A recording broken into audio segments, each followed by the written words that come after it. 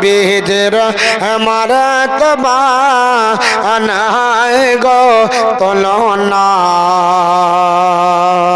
বিষ্ণায় গো তুলনা নূর নবীজির মারতবা নাই গো তুলনা বিষ্ণায় গো তুলনা খোঁজে দেখো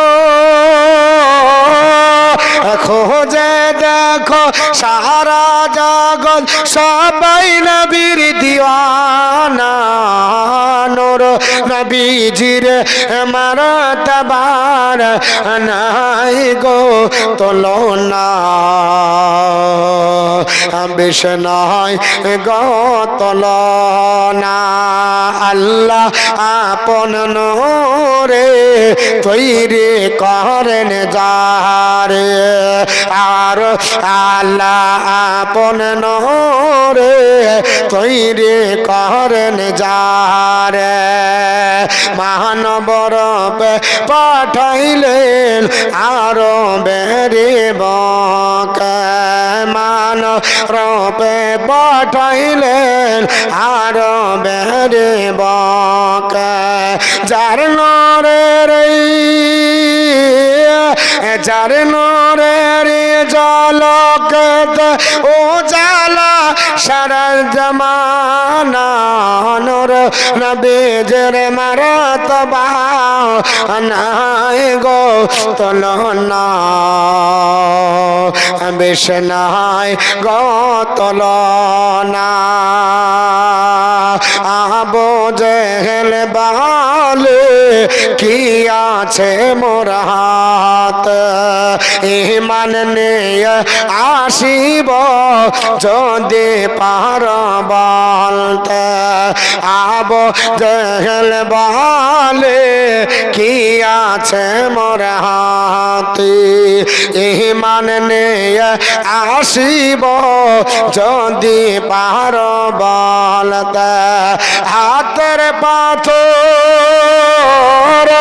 হাতের পাথর কলমা পড়ে তাই নূর নবীজির ঠিকানা নূর নবীজির মারতবা নাই গো তুলনা বিষ্ণায় গো তুলনা মা বোন নাই দিতে পারবেন না 10টা মা 500 খান করে দিতে পারবেন না আছে জননী দিন আপনাদের নিয়ে দোয়া করব আমার ভাইজানদের কাছে চেয়েছিলাম 10টা অনেকটাই হয়েছে কিন্তু আপনাদের এখনো বাকি আছে আমার 10টা মা আমার বোন আমার খালাম্মা যিনারা আছেন সকলকে আমি জাসনে ঈদে মিলাদুন নবীর জন্য বলবো আলাউদ্দিন সাহেব 500 দিয়েছেন এবং আরো 500 দিবে আল্লাহ তার জমিনি বালা জমিনে দাফন করে দেন আসমানি বালা আসমানে উঠিয়ে দেন আল্লাহ তার আপনার খেদে খামার বরকত দেন জোরে বলেন আল্লাহ আমিন আমি সবাইকে নিয়ে দোয়া করব মা 10টা মা একটু মনটাকে আপনার হালকা করে জাসনে ঈদে মিলাদুন নবীর জন্ম বৃত্তান্ত নবীর খুশিতে দেন নবী এসেছে জগতে আমরা এসেছি নবী এসেছেন জগৎ দেখতে পাচ্ছি নবী এসেছে কোরআন পাচ্ছি নবী এসেছে হাদিস পাচ্ছি নবী এসেছে নামাজ রোজা সব কিছু পেয়েছেন একমাত্র নবীর খাতিরে নবীর কারণে ওই নবীর আজ বিলাদাতের আলোচনা হচ্ছে নবীর শান আপনাদের কাছে তুলে ধরছি আপনার সেই নবীর আগমনের জন্য বেশি লাই 500 খান করে চেয়েছি আপনাদের কাছে 10টা মা আমি নিয়ে আপনাদের জন্য দোয়া করব আল্লাহ রাব্বুল আলামিন আমাদের সকলের এই দান আপনার যদি কবুল করে কিয়ামতের দিন আমরা নবীর শাফায়াত পাবো ইনশাআল্লাহ আসুন বাপ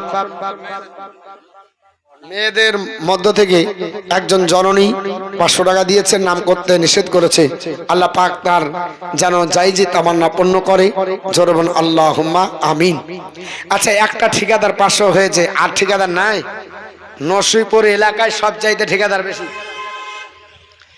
এই নসিপুর এলাকায় সবচাইতে ঠিকাদার রাজমিস্ত্রি পয়সাওয়ালা লোক বেশি এই গ্রামে আর ঠিকাদার আছে হ্যাঁ?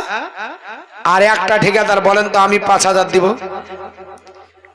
আল্লাহ বলেছে খলাকনাকুম আজওয়াজা, আমি তোমাদের জোড়া জোড়া তৈরি করেছি। একটা ঠিকাদারের কাছে আর 500 টাকা 5,000 নেব।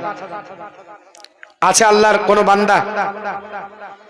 বাবা চলে যাবেন, মানুষ যখন মারা যায় আল্লাহর নবী বলেছে ইজা মাতার ইনসানা, যখন মানুষ মারা যায় ইনকাতানহু আমালাহু, সমস্ত প্রকার আমল বন্ধ হয়ে যায়, ইল্লা মিন সালাসা, তিনটি ব্যতীত, ইল্লা মিন সাদাকাতি জারিয়া, একটা সাদকায়ে জারিয়া। আজ যে টাকাটা রেখে যাব এটা সাদকায়ে জারিয়া হবে, আপনার ব্যাংকে ডিপোজিট হবে, আল্লাহ পাক সেই দিন জাযাকাল্লাহ জাযা দেবে। একটা 5,000 টাকার কোন ঠিকাদার আমি আপনার জবান দ্বারা উচ্চারণ শুনতে চাই যে মাওলানা সাহেব আমি 5,000 টাকা দিব, আর একটা ঠিকাদার হবে? নিজের ইচ্ছায় দিয়েছেন, আমি চাইনি, যদি না দিতেন হয়তো মনে হতো না, যেহেতু নিজের ইচ্ছায় দিয়েছেন 5,000, আর একটা কোন ঠিকাদার 5,000। আল্লাহর কোন বান্দা 5,000 দেখেন ধরেন তো মা, আর একজন 100 টাকা, জাযাকাল্লাহ ফিদ দারাইন। তো একটা 5,000 আর ঠিকাদার হবে না? কোন ঠিকাদার আছে? নাই গো, একটা কোন ঠিকাদার নাই 5,000 টাকা দেওয়ার মতো। যদি নাও হয় তাহলে এক কাজ করেন, 5 জন মিলে 5,000 দিয়ে দেন, 1,000 করে, 1,000 টাকা করে দেন, দোয়া করে আপনাদের ফাতিহা শুরু হবে, বক্তব্য শেষ করব, কারণ রাত্রি বেশি করব না, আপনাদের ক্লান্তি শরীর, অনেকে তো ঘুমাচ্ছে, শুধু হ্যাঁ চলে এসছে, কারণ সিগন্যাল পড়ে গেছে যে মৌলভী তুই বকছিস বক, আমাদের আর ভালো লাগছে না, ওই আর মতোই হবে। একটা মুসল্লি বসে আছে আপনার বলে আছে পার্টি নিয়ে, তবে বক্তা চোখ খুলে দেখে বলছে আরে সবাই চলে গেছে, একটাই আমার ভক্ত। তখন বলছে যে মৌলভী সাহেব তোমার বক্তব্য শুনিয়া না, তুমি যে চাটা এর ওপর বক্তব্য দিছে ওটা আমার, আমি জুটিয়ে নিয়ে যাব, ওর জন্য তুমি ছাড়তেও পারো না, নিয়ে যেতেও পারি না, ওর জন্য যোগাচ্ছি পার্টি। তো বাপ আপনারা আছেন, আপনাদের দায়িত্ব আছে, বসে থাকেন নবীর মহব্বতে। আমি বেশি লাই 2-5 মিনিট আপনাদের কাছে কষ্ট দিব।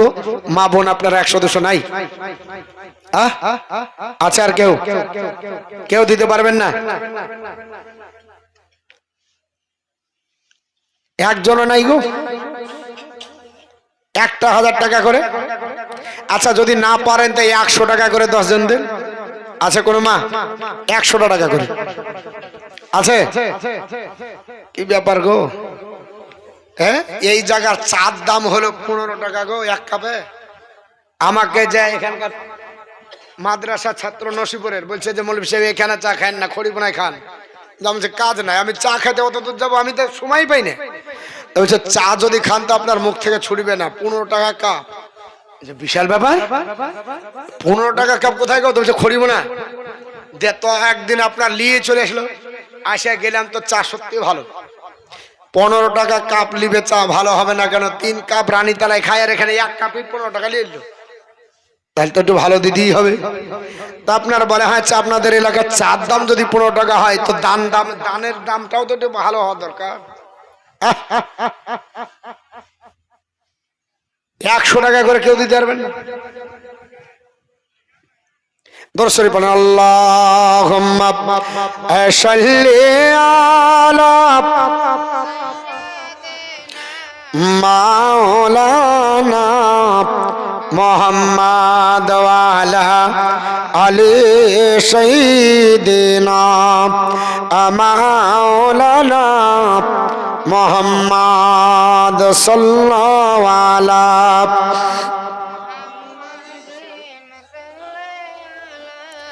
मोहम्मद हरदम ज़बान से निकालो पाक नामे मोहम्मद हरदम ज़बान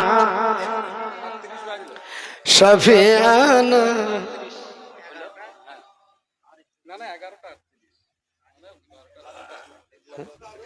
दुआ करबो, এটা ওটা করবো, আর এটা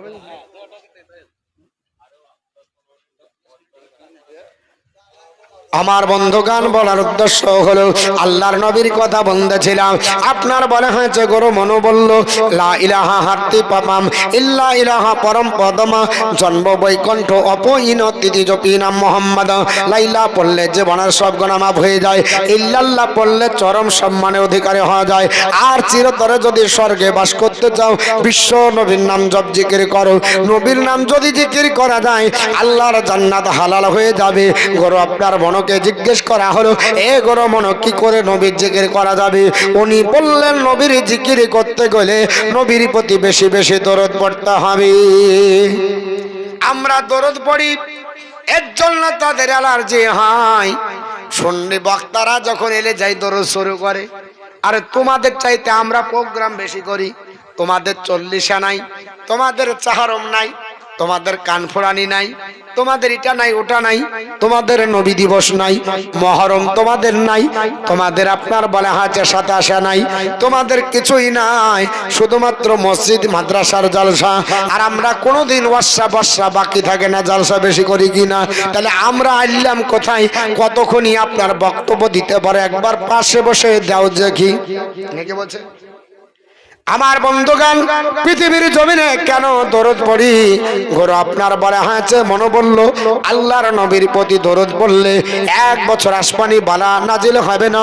গরু বলেছে আপনার শুনিয়ে রেখে দিই, আপনাদের জানিয়ে দিই, অথর্বেদ সংহিতা কাণ্ডর মধ্যে লেখা আছে। গরু মনে বলল উপনরনন্তম সে শক্তিন বচস বর্ষ ভদ্রা বচস বায়ম চনদধিশন গিরণ ঋষম কদাচর। আমরা মহানবীর গান গাই সতী মধুর সেরে হে বীর সানন্দে আমাদের স্তুতি গান গ্রহণ করুন যাতে করে বিপদ থেকে মুক্ত থাকতে পারি। ঐতিহাসিক কুদরাতুল্লাহ বলে এ জগৎবাসীরা শুনে রেখে দাও, গরু মনো বলেছে যদি আল্লাহর নবীর প্রতি কেউ দরদ পড়ে 1 বছর আসমানি বালা নাজিল হবে না। আর আমার নবী বলেছে আমার প্রতি কেউ যদি একবার দরদ পড়ে আমার আল্লাহ তার প্রতি 10 বার আপনার রহমত নাজিল করে। আল্লাহর আপনার বলা হচ্ছে বান্দা বান্দি কোন জিনিস যদি হারিয়ে যায় দরদ পড়তে পড়তে খোঁজেন, হারিয়ে যাওয়া জিনিস পেয়ে যাবেন। আপনার প্রশ্নের উত্তর দিতে পারছেন না, একবার দরদ পড়লেন হারিয়ে যাওয়া প্রশ্ন স্মৃতি পটে ভেসে উঠবে। আমরা এই জন্য মুসলমান মাঝে সাঝে আপনার দরদ পড়ি। আমাদের আপনার দরদ পড়ার কারণ হলো আমরা মাহফিলটাকে সাজাই। কারণ নবী বলেছে তোমরা দরদ দিয়ে আপনার বলে হাঁচে আমার মাহফিলকে সাজাও। আমরা দরদ আপনার আগে পড়ি পরে পড়ি, আমরা দরদ দিয়ে সাজাই। তাই মুসলমান পৃথিবীর জমিনে গরু মনো বলল জগৎবাসীরা ওই নবী যিনি আসবে ওকে ওর প্রতি আপনার দরদ পড়ো। দরদ বললে নবী রাজি হয়ে যাবে। গরু মনোকে জিজ্ঞেস করা হলো এ গরু মনো এত কিছু যখন বলছো ওই নবীকে চিনি না জানি না, নবীকে দেখিনি, ওই নবীর আপনার জন্ম ভিটা কোথায় হবে, বাপের নাম কি হবে, মায়ের নাম কি হবে, কোন জায়গায় জন্ম হবে বলে দাও। গরু মনো বলল এ জগৎবাসীরা শোনো, এটা আপনার বলা আছে বেদের আপনার বলা আছে কুন্তব সূক্তে লেখা আছে। বাবা বেদের আপনার কলিজা বলা হয় কুন্তব সূক্তকে, আমাদের যেমন কোরআনের কলিজা সূরা ইয়াসিনকে বলা হয়। এই বেদের কুন্তব সূক্তের মধ্যে আপনার লিপিবদ্ধ রয়েছে নবীর আব্বা জানের নাম হবে বিষ্ণু যশা। বিষ্ণু হলো আল্লাহর গুণবাচক নাম, যশা মানে বান্দা। বিষ্ণু যশা শব্দের বাংলা মিনিং আল্লাহর বান্দা। নবীর আব্বা জানের নাম আব্দুল্লাহ, নবীর আব্বা জানের নাম আব্দুল্লাহ। এটা বাংলা মিনিং করলে আল্লাহর বান্দা দাঁড়াবে, কারণ আব্দ মানে বান্দা, আল্লাহ হলো জাতিবাচক নাম। দুটি শব্দের সামঞ্জস্য আল্লাহর বান্দা। নবীজির মায়ের নাম কি হবে? আপনার গরু আপনার বেদব্যাস বলল নবীর মায়ের নাম হবে সুমিতাং। সুমিতাং শব্দের বাংলা মিনিং সুশীলা, সত্যভাষী, সত্যপ্রিয়, সুমতি। আমার নবীর মায়ের নাম হলো সুমতি। আরবি ভাষাতে বলা হয় আমিনা। আমিনার বাংলা মিনিং সুশীলা, সত্যভাষী, সত্যপ্রিয়। নবীর নাম কি হবে? গরু আপনার মনু আর বেদব্যাস বললেন আপনি ওঠান পৃথিবীর জমিনে কুন্তব সূক্তের 8ম মন্ত্র, তার ভিতরে লেখা আছে নবীর নাম হবে নরশংস। নরশংস শব্দের বাংলা মিনিং চরম প্রশংসিত। আল্লাহর নবীর নাম মোহাম্মদ জমিনে মোহাম্মদ মানে চরম প্রশংসিত। নবীর আর একটা নাম হবে মামহ। মামহ শব্দের বাংলা মিনিং আল্লাহর প্রশংসাকারী বান্দা। নবীর নাম হলো আসমানে আহম্মদ। আহম্মদ মানে হলো আল্লাহর প্রশংসাকারী বান্দা। নবী পৃথিবীতে আসবে, ওই নবীর তাহলে জন্মভিটা কোথায় হবে, কোন বংশে হবে, বংশের নাম তোমাকে বলতে হবে। আপনার বলা আছে পৃথিবীর জমিনে গরু মন বলল শুনে রেখে দাও, এটা আপনার ভবিষ্যৎকলকে পুরাণ শ্লোক নাম্বার 6 মধ্যে লেখা আছে। উনি বললেন জগৎবাসীরা সম্ভলে বিষ্ণু যশ গৃহে পদর্ভাবম সুমিতাং মাতরি কন্যা আন্তর্নিদশদ। সম্ভল নগরে বিষ্ণু যশা নামক ব্রাহ্মণের পৃষ্ঠপোষক থেকে সুমতি নামনী কন্যার গর্ভে আল্লাহ বিশ্ব রসুল পাঠাবে। জোরে বলুন সুবহানাল্লাহ। পৃথিবীর জমিনে আপনার সম্বল শব্দটা সংস্কৃত ভাষা, এর বাংলা মিনিং দাঁড়িয়ে যাবে যদি আপনি করেন দুটো, বা আপনার মানে পাওয়া যাবে। ইন্টারন্যাশনাল ঐতিহাসিক কুদরাতুল্লাহ বলেছেন এই সম্বল শব্দের মানে হলো যার চতুর্দিকে পানি। যার চতুর্দিকে পানি ওটাকে তট বলা হয়, ওটাকে বদ্বীপ বলা হয়। এই চতুর্দিকে যার পানি পাওয়া যাবে সেটা হলো সম্বল। আপনাদের কিছুটা জায়ে পদ্মা আছে না, আপনারা যারা আমরা এই পারে আছি, আমরা নদীর তীরে বসবাস করছি, পদ্মার তীরে বাড়ি বলে না, কিন্তু কেউ বলে না পদ্মার বদ্বীপে বাড়ি। চতুর্দিকে যার পানি সেটাকে বদ্বীপ বলা হয়, সেটাকে দ্বীপ বলা হয়, সেটাকে বদ্বীপ বলা হয়। সুন্দরবন কোনোদিন যদি বেড়াতে যান, সুন্দরবনে দেখবেন চতুর্দিকে পানি আর বদ্বীপ আছে, দ্বীপে মানুষ বসবাস করে। 152টা দ্বীপ আছে, 54টা 154টা সুন্দরবনে দ্বীপ আছে, যেখানে প্রায় আপনার মানে কয়েকটা দ্বীপে মানুষ বসবাস করে। আর যেমন আমরা শুনেছি আন্দামান নিকোবর শুনেছি, ওখানে মানুষ বসবাস করে, ওটা বদ্বীপ মানে চতুর্দিকে যার পানি। তো ঐতিহাসিক কুদরাতুল্লাহ বললেন পৃথিবীতে এমন একটা জায়গায় নবী আসবে যার চতুর্দিকে পানি। আজকে ভূগোল পড়বেন, কালকে পড়েন, যাওয়ার পর ভূগোল খুলে দেখবেন যে পৃথিবীতে 194টা বা 199টি দেশের সংখ্যা, 199টি দেশের ভিতরে কোন দেশের চতুর্দিকে পানি আছে? ভারতবর্ষ। ইতিহাস আসবে নো, ভারতের চতুর্দিকে পানি নয়। আপনি যদি বাংলাদেশ দেখেন, বাংলার চতুর্দিকে পানি নাই, পাকিস্তানের চতুর্দিকে পানি নাই, আফগানিস্তানের চতুর্দিকে পানি নাই, ইরাক ইরানের নাই, আমেরিকা থেকে জর্ডান হল্যান্ড ফল্যান্ড থেকে শুরু করে যত আপনার দেশ আছে কোন দেশের চতুর্দিকে পানি নাই। আমি যদি গোটা দেশের নামগুলো বলি আপনারা ইতিহাস মিলিয়ে নেবেন, ভূগোলের পাতা খুলে দেখবেন, মানচিত্র আপনার বলা হয়েছে দিকে তাকাবেন, চতুর্দিকে একটা দেশেরই পানি, সেই দেশটার নাম হলো আরব। আরবের চতুর্দিকে পানি, একদিকে পারস্য উপসাগর, একদিকে লোহিত সাগর, একদিকে ভূমধ্য সাগর, একদিকে আরব সাগর, 4টি সাগরের পরিবেষ্টিত দেশ, ওই দেশটার নাম হলো আরব। ঐতিহাসিক কুদরাতুল্লাহ বললেন এই জন্য এই দেশের নাম আপনার তেতা যুগে মনীষী গোরমন বলেছে সম্বল দ্বীপে পৃথিবীতে জন্মগ্রহণ করবে শেষ জামানার নবী। আমার ওখানে নবী এসেছিলেন। আরবের চতুর্দিকে পানি। আর একটা ঐতিহাসিক কুদরাতুল্লাহ মিনিং করেছে শান্তিনগর। ডিকশনারি খুঁজলে পাওয়া যায় সম্বল শব্দের আর একটি অর্থ হলো শান্তিনগর। আপনি গোটা বিশ্বের মাটিতে খুঁজে দেখুন শান্তিনগর কোন জায়গা। ভারতে শান্তিনগর কোন জায়গা আছে? উত্তর আসবে না। পৃথিবীর কোন দেশে শান্তিনগর খোঁজে পাওয়া যাবে না। একটা দেশে শান্তিনগর আল্লাহ বানিয়েছে, ওই দেশটার নাম হলো আরব। ওই আরবের একটা জায়গার নাম হলো মক্কাতুল মুকাররমার আপনার এলাকা কাবা ভূমি। আমার আল্লাহ বলেছে ওয়াহাদাল বালাদিল আমিন, আমি আল্লাহ পাক এই শহরকে শান্তিনগর বানিয়েছি।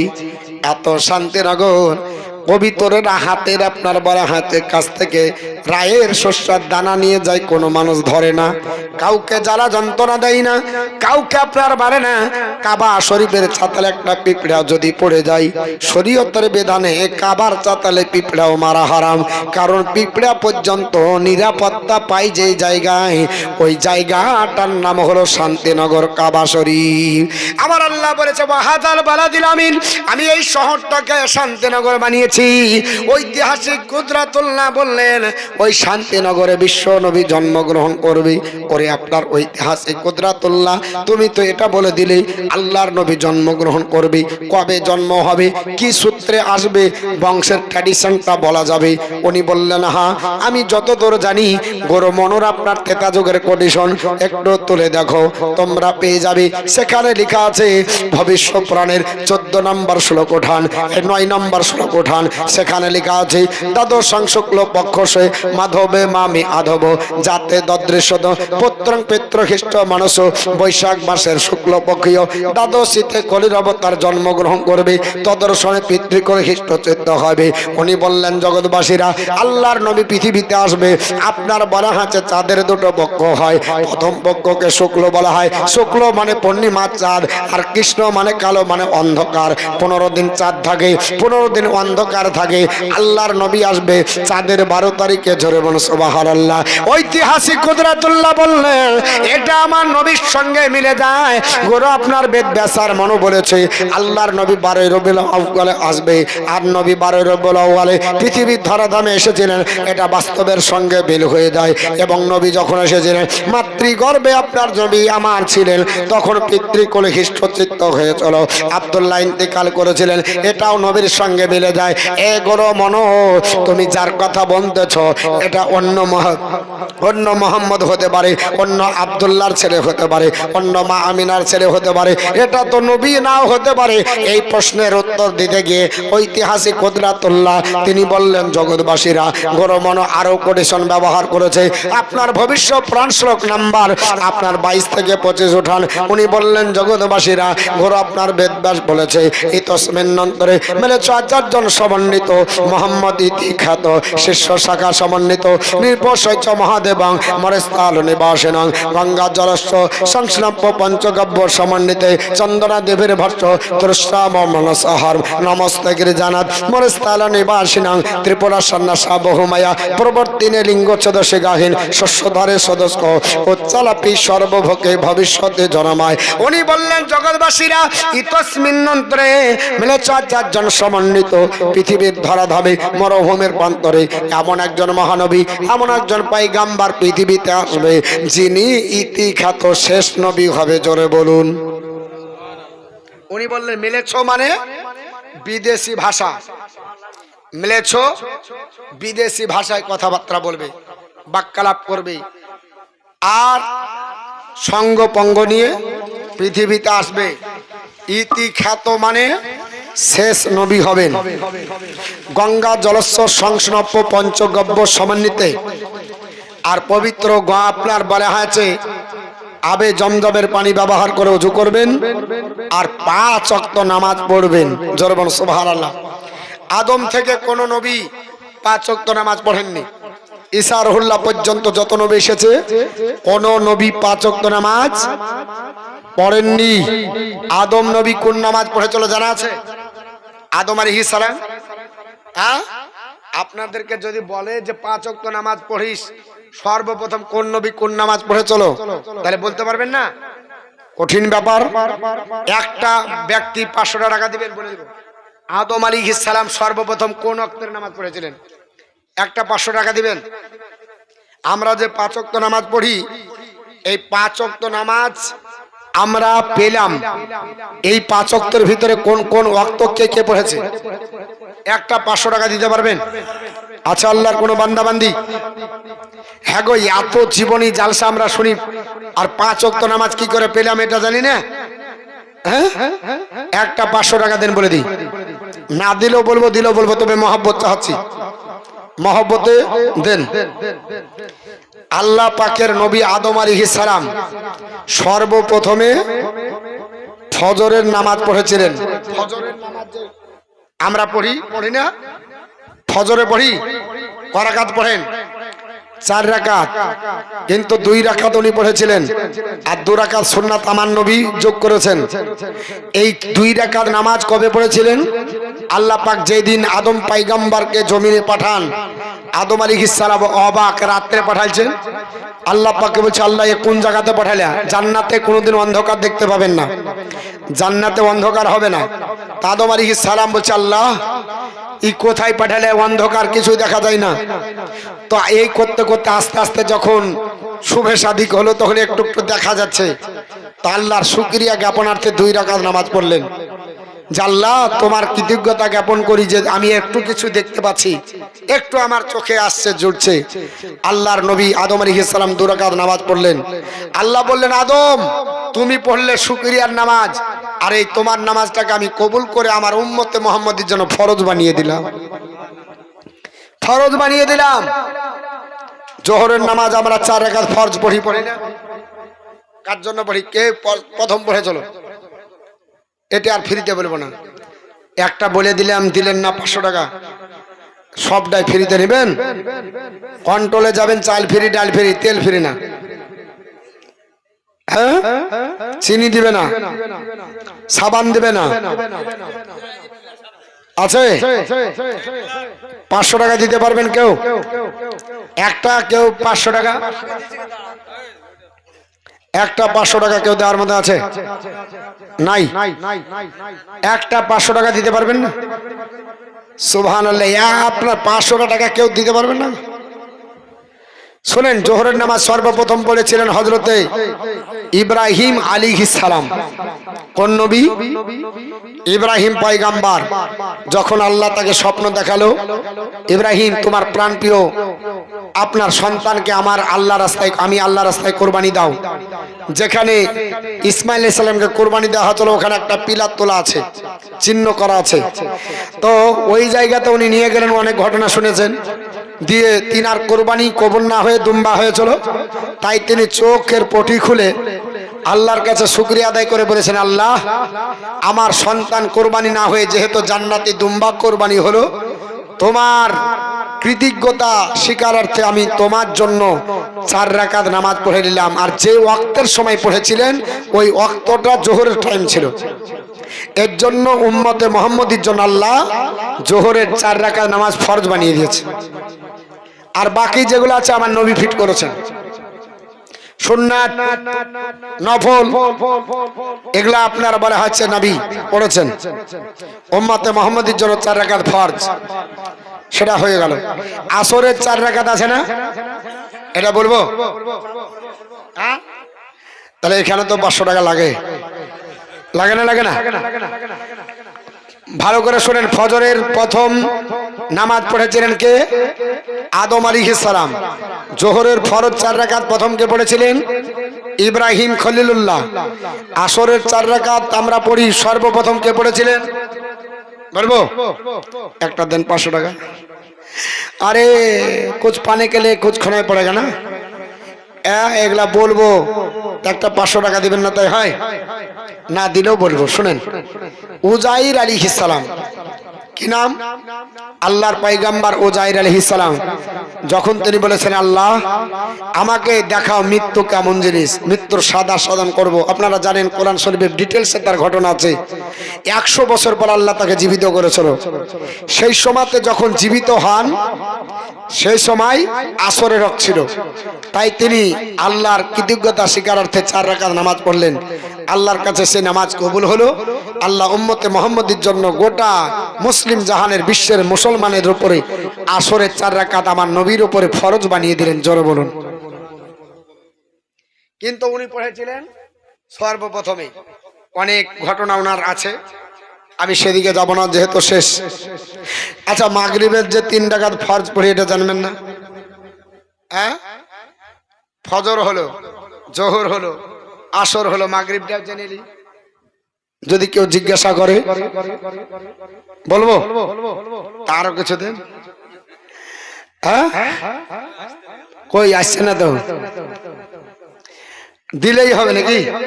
আপনারা দিলেই বলবো, না দিলে বলবো কি করে? বলবো, ইনশাল্লাহ বলবো। তো শুনেন, এটাতে মত পার্থক্য আছে, ইখতিলাফ আছে, যে কোনো একটা মত বললেও হবে। কোন কোন রায়াতে এসেছে হযরতে আইয়ুব আলাইহিস সালাম, তিনি 18 বছর ধরে অসুস্থ ছিলেন। অসুস্থতা থাকার পরেও তিনি কোনোদিন আল্লাহর জিকির ছাড়েননি, নামাজ ছাড়েননি। শেষ পর্যন্ত তিনি আল্লাহকে বললেন, আল্লাহ, আমার জিহ্বা বাদে সব যদি আমার শরীর অচল হয়ে যায় তবু আল্লাহ পাক তুমি করো, কিন্তু আমাকে ধৈর্য দাও, ধৈর্য দাও, আমি যেন তোমার নাম জিকির করতে পারি। আল্লাহর নাম জিকির করে আল্লাহকে 18 বছর ধরে ডেকে রাজি করলেন। যেই দিন আল্লাহ তার পূর্ণাঙ্গ, আপনার বলা আছে, আপনার শরীরকে সুস্থতা দিয়েছিলেন, সেই দিনটা, সেই টাইমটা ছিল মাগরিবের টাইম। সুস্থ হওয়ার পরে আল্লাহর কৃতজ্ঞতা জ্ঞাপনার্থে মাগরিবের 3 রাকাত পড়েছিলেন।